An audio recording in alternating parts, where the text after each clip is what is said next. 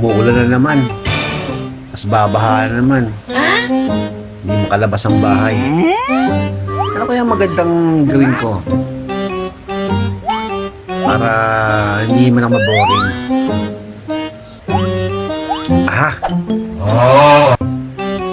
Ganun yung gagawin ko pang-alis ng pagka-boring.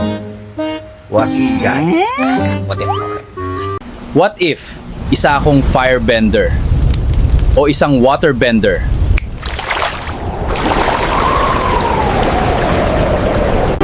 Pero paano kung earthbender o airbender? Pero kung lahat nasa akin? Diba? Buti lang merong AI. Magawa mo kahit ano. Avatar yarn. At paano nawala yung pagka-boring. Bye guys.